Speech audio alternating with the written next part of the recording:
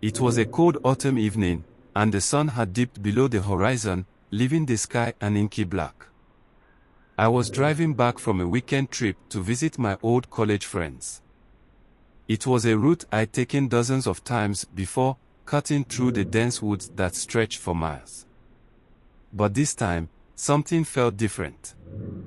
The air seemed thicker, and the darkness of the forest beyond the road felt unevenly deep. I brushed it off as just being tired and kept driving. About 20 minutes in, my car's radio started to crackle. I fiddled with the dial, trying to find a clear station, but all I got was static. That's when I saw it, a figure standing on the side of the road, barely illuminated by my headlights. It was a woman dressed in a long, flowing white gown, her hair covering most of her face. My heart skipped a beat. The nearest town was miles away, and it was freezing outside. No one in their right mind would be out here in this weather. I slowed down, not sure if I should stop and help or just keep driving. But before I could make a decision, she disappeared. One moment she was there, the next, she wasn't. A chill ran down my spine, but I tried to convince myself that it was just a trick of the light, or maybe my eyes playing tricks on me. I pressed on, eager to reach the comfort of my home. But as I turned a corner, my car's engine suddenly sputtered and died. My headlights flickered, and the car coasted to a stop right in the middle of the road. I checked my phone, no signal. Classic horror movie scenario, right? I tried restarting the car, but it just wouldn't turn over. That's when I heard it, a faint, rhythmic tapping sound coming from somewhere outside. I froze, straining to hear, my breath coming out in shaky puffs of mist. The tapping grew louder, more insistent. It sounded like it was coming from behind me. I turned around, peering through the back window into the pitch-black darkness, but there was nothing there. I told myself it had to be the wind or a loose tree branch, but deep down, I knew that wasn't it. The tapping was too deliberate, too rhythmic to be random. As I sat there, the hairs on the back of my neck standing up, I noticed movement in the corner of my eye. I turned slowly, and my heart nearly stopped. The woman in white was standing right outside the passenger window, her face inches from the glass, her breath fogging up the window. My mind struggled to process what I was seeing. Her features were still obscured by her long hair, but I could feel her eyes on me, even though I couldn't see them. I couldn't move. It was like my body had locked up in fear.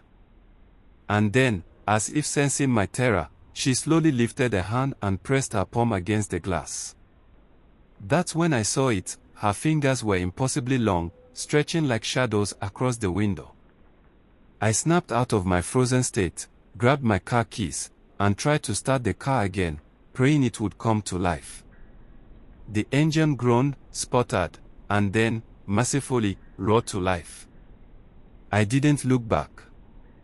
I slammed my foot on the gas, and the car lurched forward, tires screeching as I sped down the road. My heart pounded in my chest as I glanced in the rearview mirror, half expecting to see her standing in the road behind me. But there was nothing, just the darkness of the woods swallowing up the road.